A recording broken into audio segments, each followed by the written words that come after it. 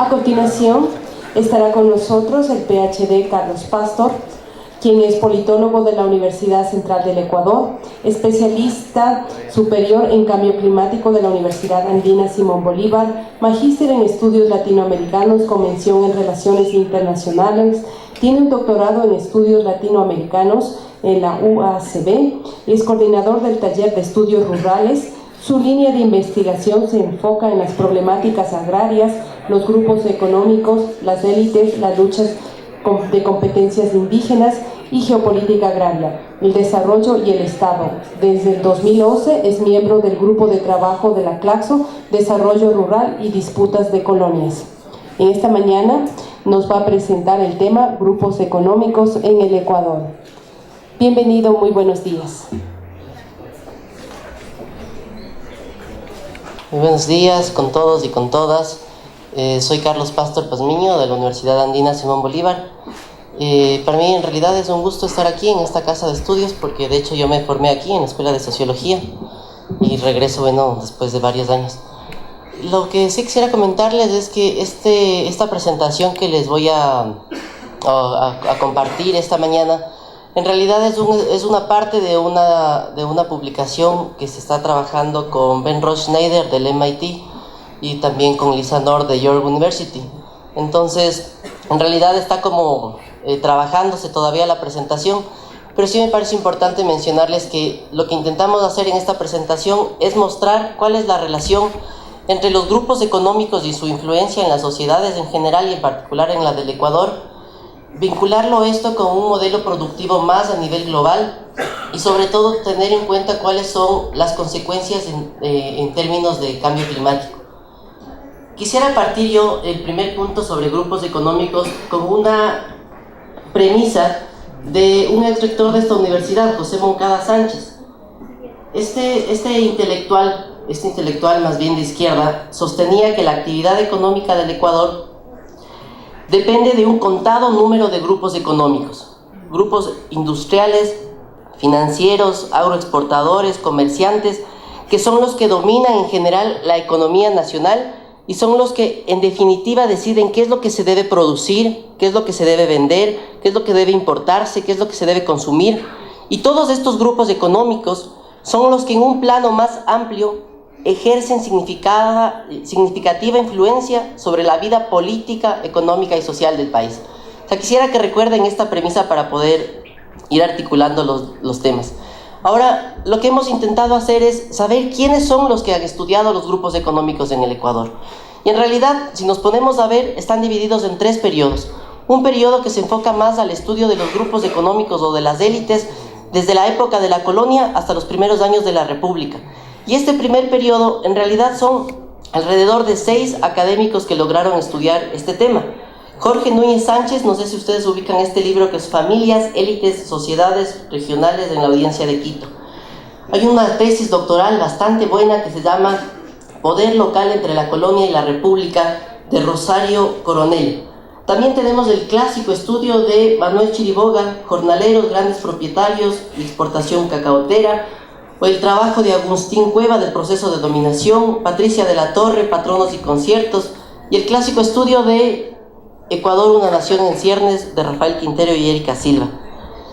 Solo para mencionar un dato, lo que nos dicen estos estudios es que básicamente son estas familias las que controlan, por ejemplo, la tierra en términos de terratenientes, los obrajeros, tienen además cargos fiscales, y esa hacen una descripción más bien bastante sucinta de que, por ejemplo, la familia Velasco tenía un alcalde que era don Feliz Velasco. Además, estaban también en espacios de las élites religiosas con don Ignacio Velasco. Tenemos también, y podría detallar en realidad a todos los nombres, pero la idea es que estas élites se empezaron a constituir en estas épocas a través de la concentración de la tierra y que además de tener la tierra estaban dentro de cargos políticos, de cargos religiosos y de cargos militares.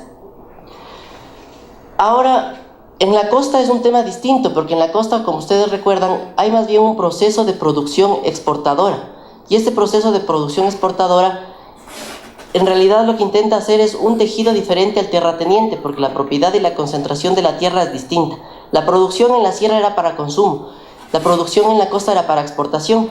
Y aquí en este cuadro ustedes pueden ver, por ejemplo, cuáles eran las familias más poderosas en estas épocas de agroexportadores. Entonces podrían ver, por ejemplo, la familia Piazo, que en realidad hasta hace muy poco seguía siendo de las élites, Seminario, Morla, Burgos, Durán Ballén, Vaquerizo Moreno.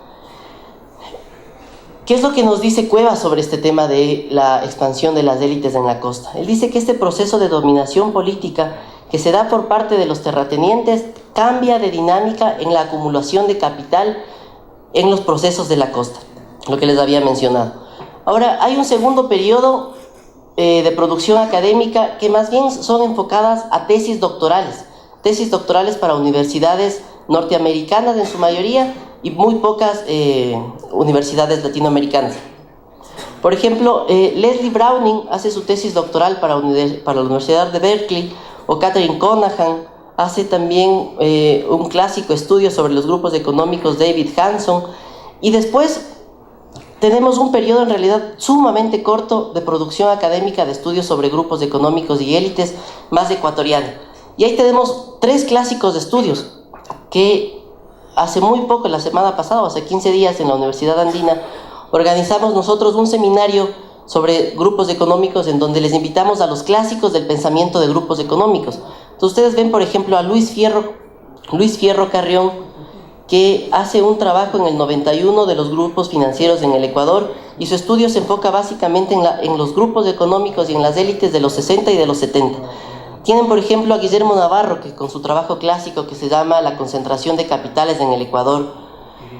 Tenemos, por ejemplo, a Roque Espinosa, que es un estudio concreto sobre la producción y las élites alrededor del arroz, o a Carlos Larrea, que hace una producción sobre las élites alrededor del banano, o la producción de Lisa Nord sobre la implementación de la economía política en los grupos económicos de la década de los 80-90. ¿Y qué es lo que nos dicen, digamos, después de hacer una revisión bibliográfica de este segundo periodo? Es que las élites de nuestro país se han confirmado sobre la base de la concentración de la tierra, primero, como les había mencionado, se han asentado principalmente en la sierra y en la costa, y esto me parece importante para relacionarlo con la problemática actual. Estos grupos económicos se consolidan desde la colonia en base a los obrajes, en base a la hacienda y posteriormente con la agricultura de exportación. Encontramos además que se enfocan en la producción de productos primarios exportadores, monocultivos en general, cacao, banano, caña de azúcar. Pero también en este periodo tenemos unos incipientes grupos económicos desde los 60 que van articulándose en torno al comercio y al mercado internacional. Y estas economías del boom logran consolidar grupos económicos que se asientan, como les digo, principalmente en la costa y en la sierra en general, pero en específico en Quito y Guayaquil. Ahora, Guillermo Navarro hace una diferenciación de los grupos económicos. Para él existen los grupos económicos en general y existen los supergrupos económicos. ¿Qué son los grupos económicos en general? Es decir, hay grupos económicos que son locales. O sea, por ejemplo, Ortiz Crespo generalmente está en Cuenca, pero hay unos grupos como el Grupo Novoa o el Grupo Novoa Bejarano, que son grupos que tienen una economía, un capital más diversificado y que tienen contactos no solamente a nivel nacional, sino que muchas empresas se han convertido en empresas translatinas. Aquí en este esquema, por ejemplo, podrían ver cuáles son los grupos que en este momento, en la década de los 80-90, son los que se habían como consolidado. Los de Estrada, los Dazún, Arosemena, Grupo Novoa, Grupo Bejarano, el Grupo Nebot. Y en realidad, si ustedes se fijan que están las 3 bolas relacionadas, es porque todos estaban articulados alrededor del banco de Filambanco y de Cofiec. Y el grupo más fuerte, digamos, de estas épocas era el Grupo Isaías. Ahora, con respecto al tema concreto de las exportadoras, quisiera centrarme como ejemplo en el tema de las principales piladoras del país. Si ustedes ven, el Ecuador todavía sigue siendo un país más bien de producción de monocultivos, y para 1931, como les digo, no fue la excepción, pero toda la producción de arroz, en general la producción de arroz estaba concentrada en alrededor de 4 piladores. una piladora de los hermanos Villacreces, la piladora San Luis, Molino Nacional, Aurora, Fama y María. Estas cinco piladoras en realidad controlaban toda la cadena productiva del arroz: semilla, producción, embalaje, distribución, comercio. Toda la cadena productiva estaba en manos de estas cinco piladoras. Ahora, ¿qué es lo último que se había trabajado sobre el tema de grupos económicos?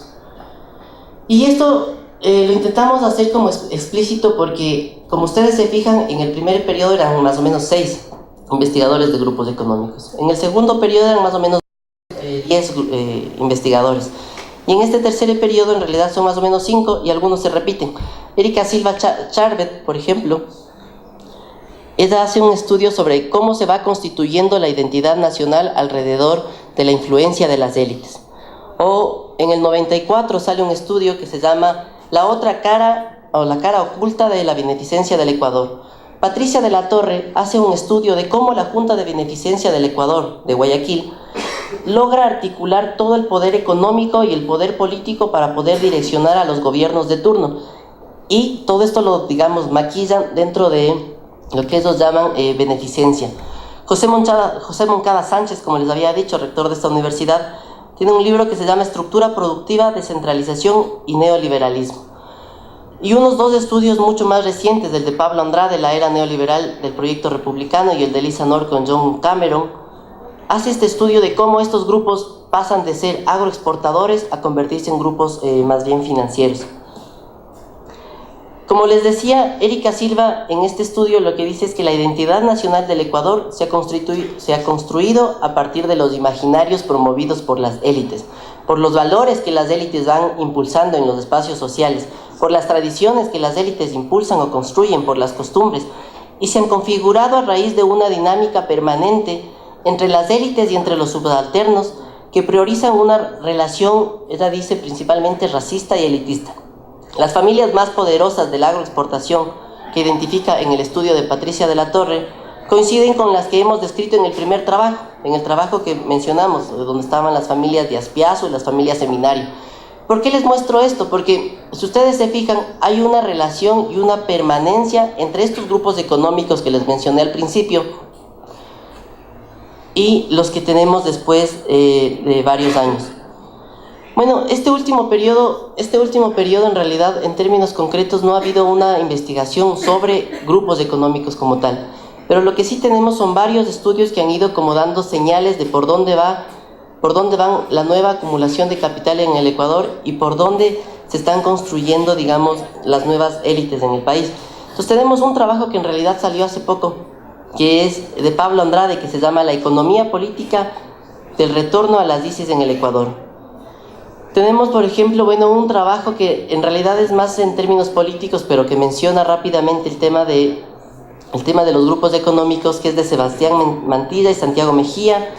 O estos 2 estudios clásicos que ustedes se fijan son los que ha sido una especie de compilación de varios autores en el libro Del correísmo al desnudo, o el libro también de la restauración conservadora del correísmo, algunos trabajos que se ha hecho con la revista R de Mario Hunda, y algunos trabajos, por ejemplo, del Pablo Espina, de Pablo Dávalos, de Napoleón Saltos, de Decio Machado. Son como lo que se ha hecho últimamente con respecto a cómo se ha ido configurando, como les digo, desde el periodo 2006-2014. Ahora, una lectura más general podríamos decir que estos grupos económicos en América Latina y en particular en el Ecuador son lo que Edelberto Torres Rivas llamaba el burgués trípode, es decir, que tiene un pie en la agricultura, un pie en el comercio y tiene un pie en la banca.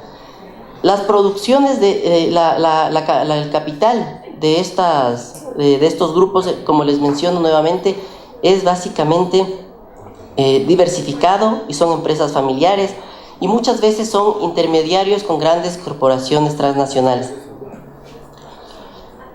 En concreto, en el periodo actual lo que tenemos es que 62 grupos económicos concentran el 41% del PIB de la riqueza no petrolera.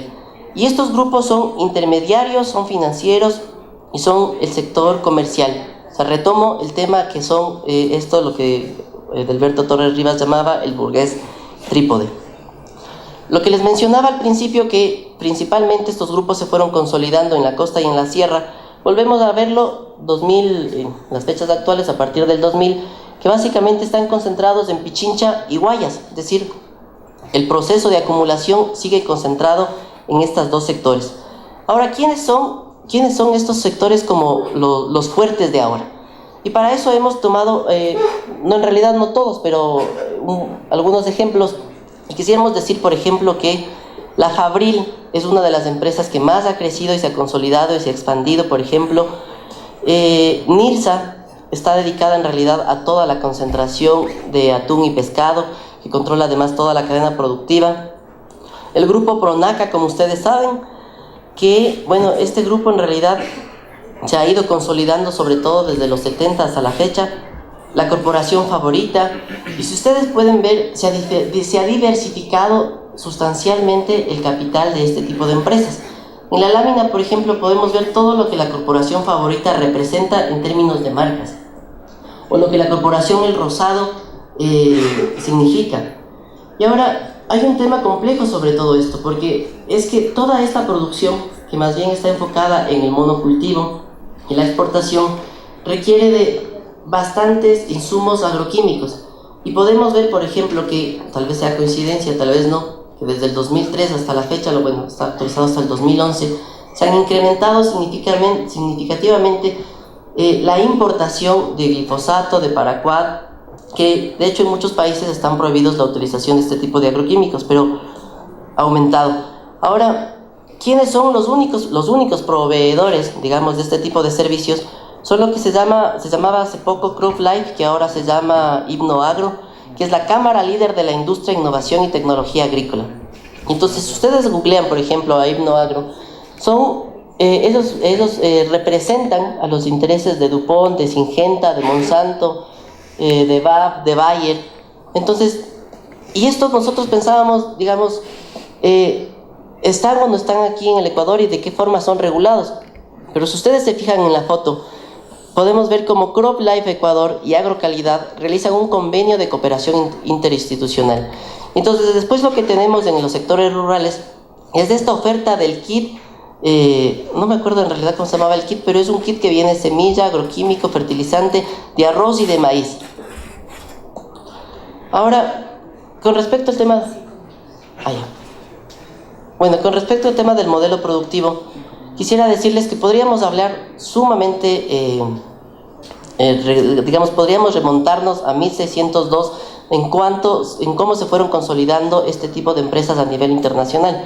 Entonces, por ejemplo, en Holanda, la Compañía Neerlandesa de las Indias, o en los Países Bajos, la West India Company, o podríamos ver cuáles son las familias más grandes que han controlado este tipo de empresas que se volvieron transnacionales.